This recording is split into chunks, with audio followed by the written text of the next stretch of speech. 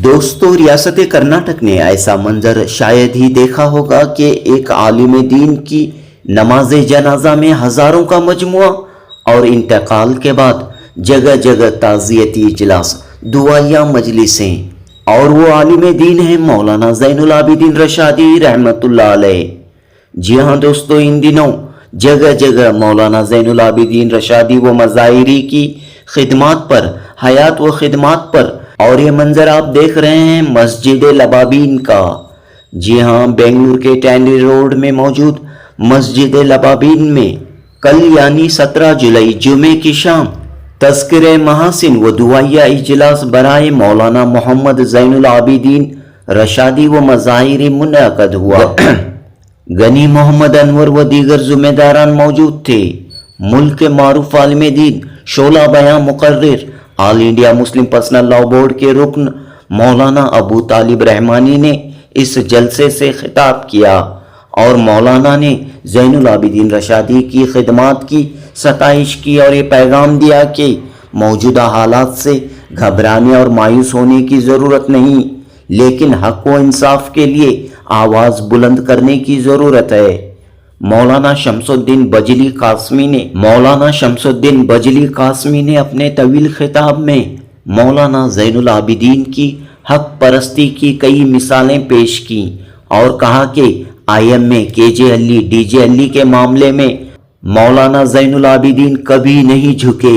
हालांकि मौलाना ज़ैनुल आबिदीन रशादी और चंद दीगर उलमा को खरीदने की भरपूर कोशिश की गई, लेकिन मौलाना ज़ैनुल आबिदीन ने गलत को गलत कहा, सही को सही कहा और हक का दामन कभी नहीं छोड़ा। इस मौके पर मौलाना ज़ैनुल आबिदीन के फर्जंद हाफिज सईद ने भी वालिद मोहतरम की जिंदगी के चंद उसूल और आदाब पर रोशनी डाली। मारूफ आलिम दीन दारुल उलूम शाह वलीउल्लाह के नए मोहतमिम मौलाना अकबर शरीफ नदवी की सदारत में मस्जिद लबाबीन DJ अली के खूबसूरत माहौल में ये इजलास हुआ। इस मौके पर तमाम शुरका के लिए ताम का इशाइये का वसी नज़्म किया गया। जनूबी हिंद न्यूज़ रिपोर्ट।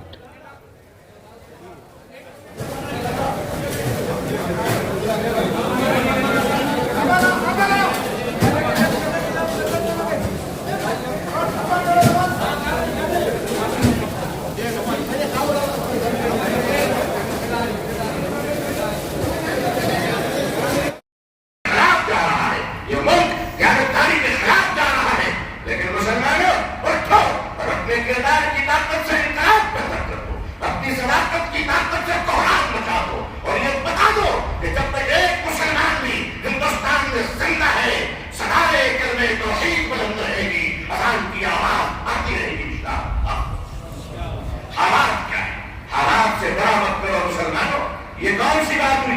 अभी हालात ठीक नहीं है, ये काम नहीं करेंगे, अभी हालात अच्छे नहीं है, ये नहीं बोलेंगे।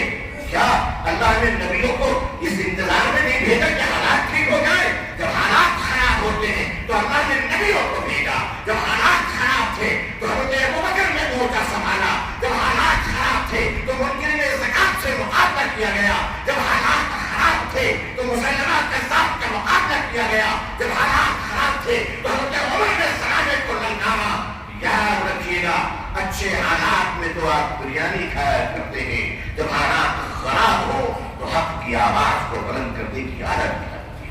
सच बोलने का मिजाज बनाइए, उलमा और शुरा के मशवरे पर चलिए।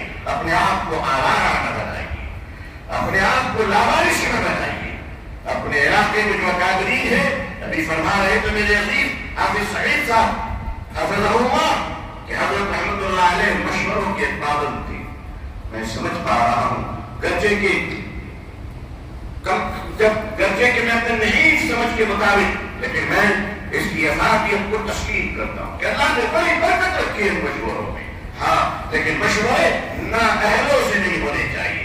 अब लोग इतने मशवरों के पाबंद न बन जाए कि दीन के उमूर में बेगम से मशवरा करेगा कि बेगम साहिबा बताइए मुझे हर काम करना चाहिए कि नहीं। आपके अंदर कैपेसिटी होनी चाहिए, रीढ़ की हड्डी मजबूत होनी चाहिए। आइए एक जैकत उम्मत बन जाइए इंशाअल्लाह। अभी हालात बड़े चैलेंजेस वाले आ रहे हैं। کہنے والے تو یہ بھی کہہ رہے کہ انشاءاللہ کہنے پر پابندی، ماشاءاللہ کہنے پر پابندی، داڑھی رکھنے پر پابندی۔ میں تو سوچ رہا ہوں کہ جب یہ پابندیاں لگیں گی تو ہمارے بڑے میاں جو مہینے میں 27 دن بعد چلا لگاتے رہتے ہیں، ہوائی جہاز کو ہوتے رہتے ہیں، حضرت مودی صاحب دعوت برکاتہ عالیہ اور عربوں سے مل کر کہتے ہیں یا حبیبی اہلا وسہلا، یہ عربی نہیں تو کیا سنسکرت کے الفاظ ہیں؟ یہ کون سے الفاظ ہیں؟ عزیزان ملت، حق پر جمے رہیے، یہ آپ کے لیے سخت امتحان کا وقت ہے، لیکن اللہ جسے امتحان میں ڈالتے ہیں اللہ کی رحمت اسے کامیابی فرما دیتے ہیں۔ ہمارے بڑے بڑی تیزی کے ساتھ اڑتے چلے جا رہے ہیں، ہم بڑی شدت کے ساتھ یتیم اور لاوارث بنتے چلے جا رہے ہیں، حالانکہ لا تقنطوا من رحمت اللہ، بالکل یہ مایوسی کی بات نہیں۔ کئی ایک کلی طرح ہے لیکن کامیابی نہیں ملی، لیکن حضرت مولانا محمد زین العابدین صاحب رحمت اللہ علیہ بنگلور سے واپس آئے، اور جب واپس آئے تو ہمارے محمد زین العابدین صاحب رحمت اللہ علیہ کے ماموں ہیں مبارک صاحب، انہوں نے مشورہ کیا حاجی عبدالرزاق صاحب سے، عبدالرزاق صاحب سے، امجد علی صاحب، معروف صاحب سے مشورہ کر کے ان کو وہاں بٹھایا گیا۔ اس تاریخ سے لے کر 1982 سے لے کر انتقال تک وہ بڑوں کی سرپرستی میں چلتے رہے، بڑوں کے مشورے کے ساتھ چلتے رہے، اور جب بھی بڑوں کی طرف سے کوئی ہدایت ملتی اس سے وہ بالکل مخالفت نہیں کرتے تھے، بالکل وہ جمے رہتے تھے۔ اس سے معلوم ہوتا ہے کہ جب تک ہم بڑوں کا دامن تھام کے رہیں گے، ان کے رہبری سرپرستی میں چلتے رہیں گے، ہماری ترقی ہوتی رہے گی۔ اور پھر اس کے بعد جو انہوں نے بنیاد سے لے کر عالمیت تک، ہمارے حضرات علماء کرام جانتے ہیں مدرسہ شروع کرنا تو بہت آسان ہے، کئی چند بچوں کو لے لیا مدرسہ شروع کر دیا، لیکن اس کو ترقی پر لے جانا اور اس کو سنبھالنا اور پھر اس کے ساتھ ساتھ بتدریج اس کو انتہا تک پہنچانا، یہ ہر کسی کے بس کی بات نہیں۔ ہمارے پورے صوبے میں 250-300 مدارس ہو سکتے ہیں، لیکن عالمیت تک کا جو نظام ہے، مکمل عالمیت فراغت تک کا 10-12 مدرسے بمشکل ملیں گے آپ کو۔ ان میں دارالعلوم سبیل الرشاد کے بعد جو ہمارے بغل میں ادارہ ہے، جس کی بنیاد حضرت مولانا ابو سعود صاحب رحمۃ اللہ علیہ نے کی، جس کو پروان چڑھایا حضرت مولانا مفتی اشرف علی صاحب رحمۃ اللہ علیہ نے، اور اس میں بہت سارے لوگوں کی جانیں کھپی ہیں اور اس کو ترقی پر پہنچایا، بلکہ وہ صرف صوبہ کرناٹک کا ادارہ نہیں ہے دارالعلوم سبیل الرشاد، بلکہ جنوبی ہندوستان بلکہ عالمی سطح پر اس کو مقبولیت حاصل ہے۔ اس کے بعد اگر کسی ادارے کا نمبر آتا ہے تو دارالعلوم شاہ ولی اللہ، بہت محدود جگہ میں اللہ رب العزت نے بہت مختصر وقت میں اس کو بڑی مقبولیت سے نوازا ہے۔ حضرت مولانا محمد زین العابدین صاحب بہت ہی سادہ مزاج والے تھے،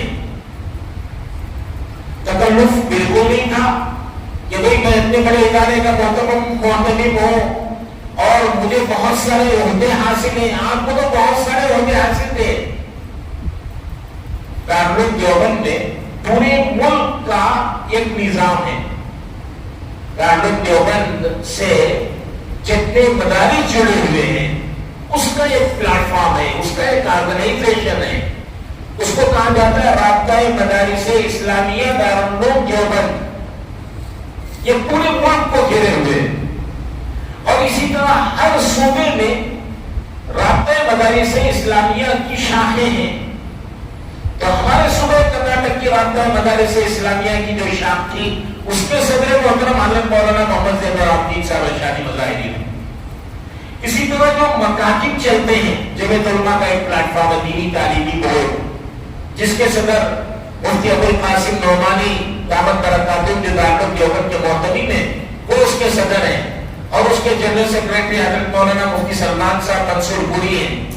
پورے ملک میں جو مکاتب پھیلے ہوئے اس کا وہ آرگنائزیشن ہے۔ ہمارے اسٹیٹ میں حضرت مولانا محمد زین العابدین صاحب رشادی مظاہری رحمۃ اللہ علیہ دینی تعلیمی بورڈ کے بھی صدر ہیں۔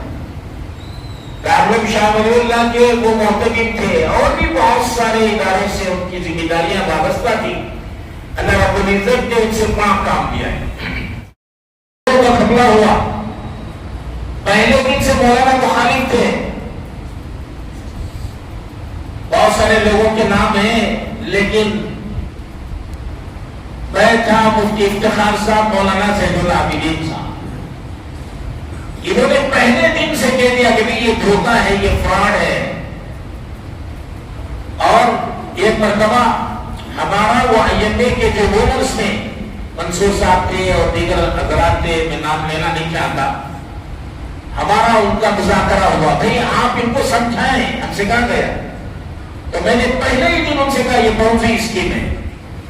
یہ میں نے اس وقت کہا تھا جبکہ پونزی اسکیم کو مجلس میں بیٹھے ہوئے آداب میں سے 2-4 کے سوا کوئی نہیں جانتا. اور مولانا ہمارے ساتھ بالکل کھڑے رہے. ان کو خریدنے کی کوشش کی گئی, ان کو سمجھانے کی کوشش کی گئی, لیکن وہ بالکل میرے اور مفتی افتخار صاحب کے ساتھ کھڑے رہے کہ یہ غلط ہے. انہوں نے کہہ دیا غلط ہے تو غلط ہے. اور ان کا مزاج تھا مخالفت کرتے ہیں, ہر مجلس میں مخالفت کرتے ہیں. بنگلور کے بعد سب سے زیادہ آئیے کو انویسٹمنٹ ملا ہے داونگرے میں. داونگرے میں ایک نکاح کے مجلس میں گئے اور جا کر انہوں نے کھل کر مخالفت کی. نکاح کی مجلس ہے, بیان کر رہا ہے آئیے کے خلاف. اب وہاں تجار علماء سب ان کو گھیر لیے اور پھر ان سے کہنے لگے کہ دلائل دیجیے, آپ اس کو حرام کہہ رہے ہیں, کیوں حرام ہے؟ ناجائز کہہ رہے ہیں تو کیوں؟ دلیل دیجیے. تو انہوں نے کہا آپ بنگلور آ جائیے, دارالعلوم شاہ ولی اللہ, وہاں آپ کو دلائل ملیں گے. اس کے بعد ایک بڑا مجمع آیا, دارالعلوم شاہ ولی اللہ ہے. تو پھر ہم نے ان کو بٹھا کے سمجھایا کہ یہ پونزی اسکیم کیا ہوتی ہے, اس کا طریقہ کار کیا ہوتا ہے اور اس میں کس کو دھوکہ ہونے والا ہے. First circle, second, third circle والے تو نفع میں رہیں گے, بیچارہ جو آخری والا سرکل ہوگا جو انویسٹمنٹ کر رہا ہے نیا اس کے لیے نقصان ہوگا. پھر پوری بات ان کو سمجھ میں آئی اور سمجھانے کے بعد ان کو اطمینان ہوا. چلے گئے. آج بھی داون کریں کہ وہ مسلمان مولانا کے محسن ہیں, مولانا کا احسان مانتے, مولانا ان کے محسن ہیں, اور وہ یہ کہتے ہیں کہ ہمارا سرمایہ انہوں نے بچایا, ورنہ ہم بھی اس کے ساتھ ڈوب جاتے.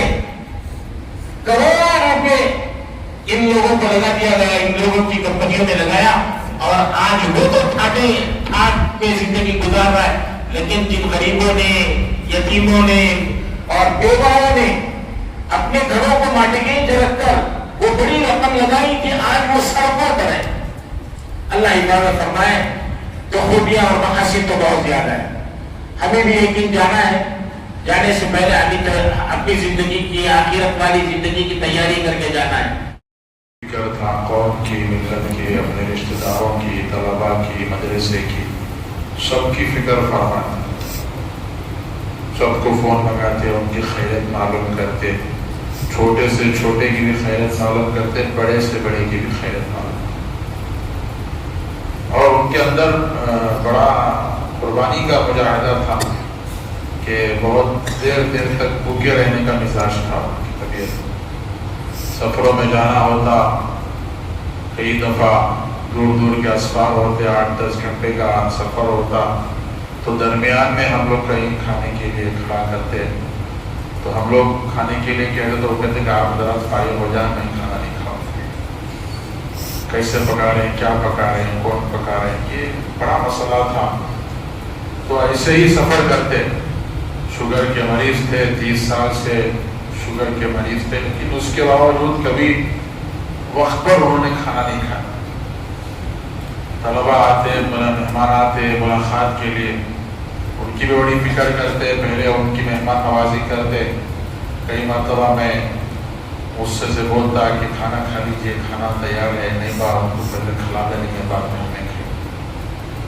انہوں بیچارے دور سے آپ کو کیا مسئلہ ہے, کیا ہے معلوم نہیں. تو پہلے دوسروں کی فکر کرتے, بعد میں اپنی فکر کرتے. آخری لمحات تک, آخری جب تک ان کی سانسیں رہی تب تک انہوں نے دوسروں کی فکر کی, ادارے کی فکر, مدرسے کی فکر, اساتذہ کی فکر. اور اپنے اساتذہ کا بڑا ادب و احترام کرتے تھے، ان کی باتیں طلبا کو بتاتے تھے. تو ان کی آواز میں ایک بہت یہ تھا، جذبہ تھا. طلبا سے بھی ناراض ہوتے تو بہت زور سے چلاتے، اور کسی بات پر جم جاتے تو اس پر جم کر کھڑے ہوتے. یہ ان کے مزاج کے اندر. اور اتنی جلدی نرم بھی پڑ جاتے. گفتگو جب آپ اکیلے میں کرتے تو ایسے بات کرتے کہ کوئی ہمارا 20 25 40 سال میں جو پرانا دوست ہوتا ہے ایسے گفتگو فرماتا. بڑا نرم دل تھا. اور والد صاحب سے ہر کوئی بڑے آسانی سے پیسے نکال کر لے کر چلے جاتے. یہ بڑا عجیب ان کے اندر تھا. ان کے اندر صحیح کی یعنی اچھوں کی اور غلط کی ان کے اندر سمجھ نہیں تھی. سب کو اچھا ہی سمجھتے تھے. جو کوئی بھی آتا اس کو بتا دیتے، آتے وہ پیسے لے کر چلے جاتے. بعد میں وہ جو دکان تھی وہ چیز دے کر اس کو ادا کرتے تھے. جیسے گوشت کا مسئلہ ہو یا کوئی اور ان کی دکان ہو. تو بہت سارے لوگوں نے ان سے فائدہ اٹھایا. تو کبھی انہوں نے انکار نہیں کیا. طلبا بھی آتے اپنے مسائل سناتے کہ گھر میں تنگی ہے، پیسوں کی ضرورت ہے، تو فوراً ان کی مدد کر دیتے. کئی طلبا بیمار ہوتے، ان کے علاج کا خرچ برداشت کرتے. لمبا خرچ ہوتا، ان کا علاج کا خرچ بھی برداشت. اور رمضان کا مہینہ گزرا، پھر بقرعید آنے والی تھی، پھر اس کے بعد حج کا ماحول آیا. تو حاجیوں کے سلسلے میں بالکل ہمیشہ تیار رہے. ہم لوگوں نے منع کیا کہ آپ اس مرتبہ حج کے پروگرام میں نہیں جائیں گے. تو صاف کہہ دیا انہوں نے، مجھے اللہ کے واسطے تمہیں رونا ٹوکو. تو پہلا سفر رام نگر کا ہوا تو ہمیں اندازہ بھی نہیں تھا کہ وہاں 3 گھنٹے کا بیان ہوگا. اور پورے حج کے آداب ڈائلیسس کر کے ہم لوگ دوسرے دن رات میں نکلے. رات کے بجائے صبح نکلے ہم لوگ، کیونکہ 2 مجلسیں ہوتی تھی. پھر ہمارے مرکز سے حاجی فاروق صاحب نے طے کیا کہ طبیعت ناساز ہے، اس مرتبہ ایک ہی مجلس کو. اور مشورے کے بڑے پابند تھے. علماء کرام موجود ہوں لیکن آپ اپنے باتوں پر بالکل جمے رہا کرتے تھے. اپنے بات سے دس اور مس نہیں ہوا کرتے تھے. جیسا کہ حضرت مولانا مفتی شمس الدین صاحب نے بھی بیان فرمایا، اپنے بات کے بڑے پکے ہوا کرتے تھے. دوسرے نمبر پر میں نے جو آپ کی زندگی کے اندر دیکھا ہے کہ وعدے کے بڑے پکے ہوا کرتے تھے. اگر وعدہ آپ سے کر دیا کہ میں آ رہا ہوں ملنے کے لیے تو تمام کاموں کو چھوڑ کر کے وقت پہ آ جایا کرتے تھے. تیسری صفات آپ کے اندر یہ تھی، بے باکی کا یہ عالم تھا کہ آپ کے سامنے اگر شہر بنگلور کا بڑا سے بڑا رئیس بھی ہے اور وہ سنت کے خلاف کوئی کام کر رہے ہیں یا شریعت کے خلاف کسی کام کو دیکھ لیا انہوں نے تو بے باک ہو کے اسے ٹوک دیا کرتے تھے. یہ صفات آپ کے اندر تھا. بے باک ہو کے ٹوک دیا کرتے تھے. پرواہ نہیں کرتے تھے کہ یہ ہم سے خلاف ہو جائیں گے، شاہ ولی اللہ کا مدرسہ کا چندہ بند کر دیں گے، ہماری برائی بیان کریں گے. یہ آپ کے اندر صفات تھا. اور حضرت کا صفات کے بارے میں خود میں نے حضرت سے ایک موقع پہ جلسے سے ہم دونوں آ رہے تھے تو ہم نے حضرت سے پوچھا کہ حضرت یہ شاہ ولی اللہ مدرسے کی بنیاد آپ نے کیسے ڈالی؟ تو حضرت نے جو بتایا تھا وہ بات میں آپ سے بتا دیتا ہوں کہ بھائی میری فراغت جب سبیل الرشاد سے ہوئی اور یہ وہ زمانہ تھا کہ حضرت مولانا علامہ مسعود صاحب نور اللہ مرقدہ اس زمانے کے اندر مدرسے کی بنیاد ڈالی اور میں جب ان کے مشورہ کے لیے گیا تو حضرت نے فرمایا کہاں جاؤ گے ادھر ادھر، شہر کے اندر دین کی بنیاد ڈالو. کیا بنیاد ڈالیں؟ مدرسے کی بنیاد ڈالو. کہاں پہ ڈالیں؟ تو حضرت مولانا زین العابدین صاحب نور اللہ مرقدہ نے خود مجھے بتایا کہ حضرت نے مجھے اشارہ فرمایا دہلی روڈ کی جانب، اور جہاں پہ شاہ ولی اللہ قائم ہے کہ یہ وہ علاقہ ہے جہاں پہ شراب بکا کرتا ہے، لوگ شراب پیا کرتے ہیں، مسلمان کے بچے یہاں پہ خراب ہو رہے ہیں اور ایک اڈا چل رہا ہے.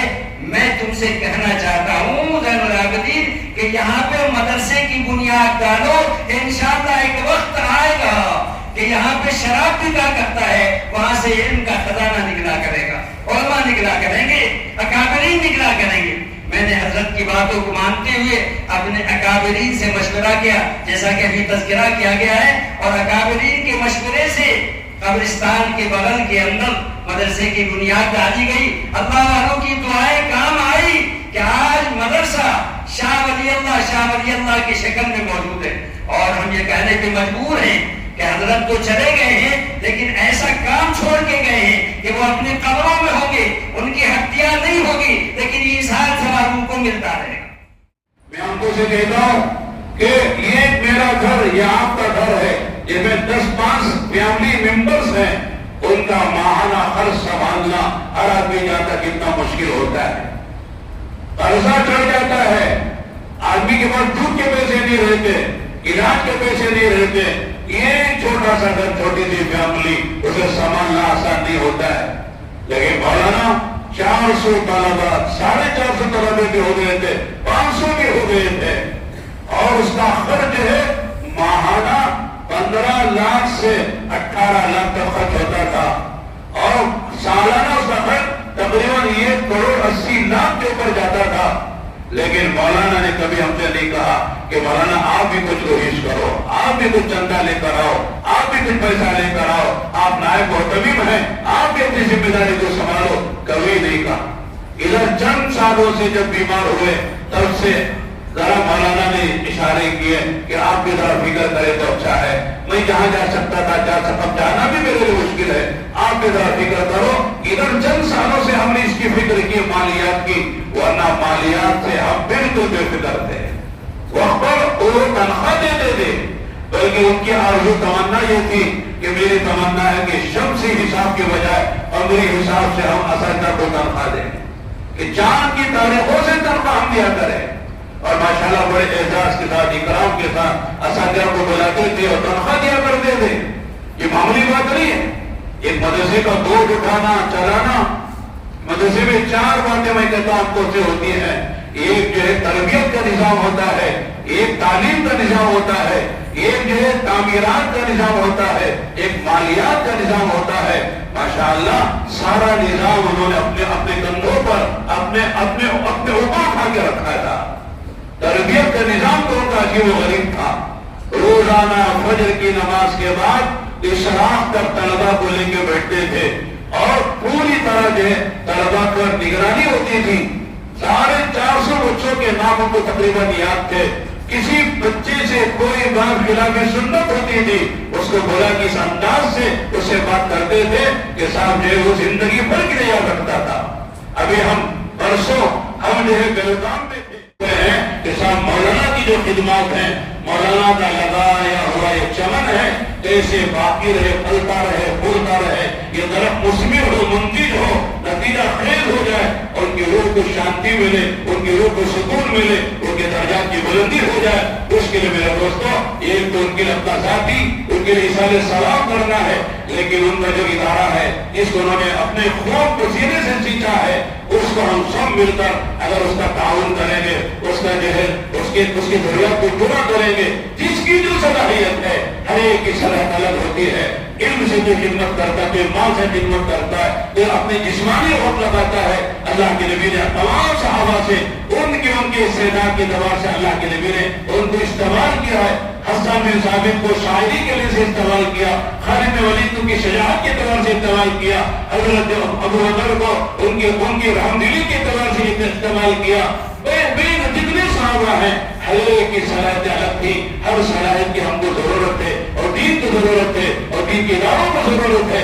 ایسے موقع پر ہم جو کر سکتے ہیں اپنی ذات سے، ادارہ ہمارا ہے، ہمارے شہر کا ہے، قرآن ادارہ ہے، اور ماشاءاللہ پورے ملک سے اس کی طرف رجوع ہے۔ اللہ کا کرم، اللہ کا احسان ہے۔ مولانا بھی تشریف لائے، مولانا کی باتیں ضرورت کی تھی، ملک کے حالات کے اعتبار سے، مسلمانوں کے حالات کے اعتبار سے ہمیں جو ہے نوامید نہیں ہونا ہے، ہمیں پرسپردہ دل نہیں ہونا ہے، ہمیں جو ہے یعنی ہاتھ باندھ کے بیٹھ نہیں جانا ہے۔ اسے حالات میں کام کرنے والا اصل ہوتا ہے۔ حالات کا مقابلہ کرنا ہے، نبی حالات آتے ہیں، حالات ہی میں آتے ہیں، کام کرتے ہیں اخلاص سے، اللہ کے لیے صحیح اصولوں سے، اللہ تعالیٰ کام لے لیتا ہے، فضائیں بدل جاتی ہیں، حالات درست ہو جاتے ہیں۔ اس طرح ہمارے سامنے ملک کے بھی حالات ہیں، اداروں پر بھی حالات آ رہے ہیں، مسجدوں پہ حالات آ رہے ہیں۔ جیسے مولانا نے کہا کہ السلام علیکم کہنا جرم ہو رہا ہے، انشاءاللہ کہنا جرم ہو رہا ہے، داڑھی رکھنا جرم ہو رہا ہے، یہ کسی ایک صوبے کی بات ہے، لیکن کیا پتا ہے کہ آئندہ کس کس صوبے میں حالات آنے والے ہیں۔ سارا ملک ہمارا ہے، ہم سب کو مل جل کر آپس میں ایک جٹ ہو کر کام کرنا ہے، اور اللہ کے لیے کرنا ہے۔ نام کے لیے نہیں کرنا ہے, دنیا بنانے کے لیے نہیں کرنا ہے, آخرت کے لیے کام کرنا ہے. جیسے مولانا ایک نمونہ ہمارے سامنے چھوڑ کر گئے. مولانا نے بارہا کہا ہے اور ہم اس کے گواہ ہیں کہ مولانا کہتے تھے, مولانا 40 سال میرے گزر گئے, اتنے سال گزر گئے مسجد مدرسے کی خدمت کرتے ہوئے, میں نے کبھی ایک انچ زمین نہیں خریدی ہے, اپنا گھر نہیں بنے انہوں نے, اپنی دنیا نہیں سجائی انہوں نے, بلکہ ہمارے گھر والے مولانا کے انتقال سے چند دن پہلے 2-4 دن پہلے گئے تھے عیادت کے لیے, ان کے گھر والوں کو تسلی دینے کے لیے.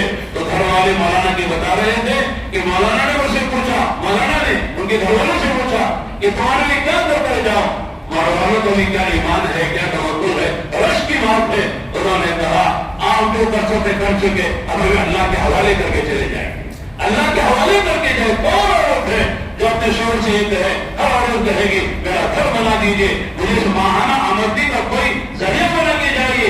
چاہے تو ورنہ تو سب کو دنیا سے جانا ہے, لہذا سب سے زیادہ غم جو ہوتا ہے وہ عورت کو ہوتا ہے. اس لیے شریعت نے بات کہی ہے کہ 3 دن کا غم منا جائے گا, تعزیت کی جائے گی, اس کے بعد تعزیت نہیں ہے. یہ جلسہ بھی تعزیت کا نہیں ہے, یہ مولانا کی حیات اور خدمات پر مبنی جلسہ ہے. تعزیت تو 3 دن پر ہو جاتی ہے. چنانچہ عورت سے کہا گیا 4 مہینے 10 دن تک سوگ منائے, گھر سے باہر نہ نکلے, کوئی ایسی چیز استعمال نہ کرے جس سے زینت ظاہر ہوتی ہو. یہ عورت کے لیے اس لیے کہ سب نام عورت کو ہوتا ہے, لیکن اللہ کی بندے کا کمال ایمان ہے, کمال توکل و تقویٰ ہے. انہوں نے کہا مجھے اللہ کے حوالے کر کے جائیے.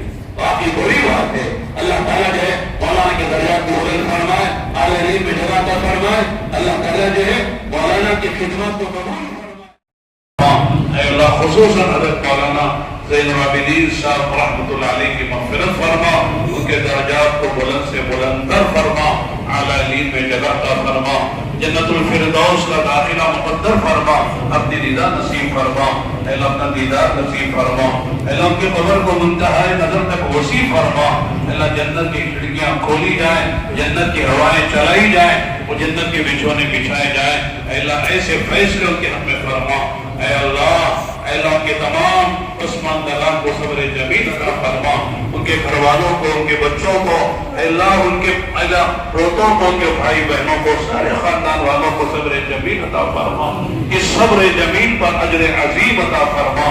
اے اللہ ان کے لگائے ہوئے باغ کی حفاظت کی ہم سب کو توفیق عطا فرما, اس چمن کی آبیاری کا بھی توفیق عطا فرما. ان کے اے اللہ چھوڑے ہوئے کاموں کو مکمل کرنے کی سعادت ہمیں نصیب فرما. اے اللہ ادارے کی مدد فرما, اس کے خدمات انجام دینے والوں کی مدد فرما. اے اللہ اس کا تعاون کرنے والوں کو قبول فرما. ان کی جانوں میں, مالوں میں, عزت آبروں میں, کاروبار میں, روزی میں, ان کے گھروں میں, نسلوں میں خوب برکت عطا فرما. اللہ جب تک دنیا میں ہے اللہ عزت راحت. التواب الرحیم وصلی اللہ علی محمد وعلی آلہ وصحبہ اجمعین. الحمدللہ.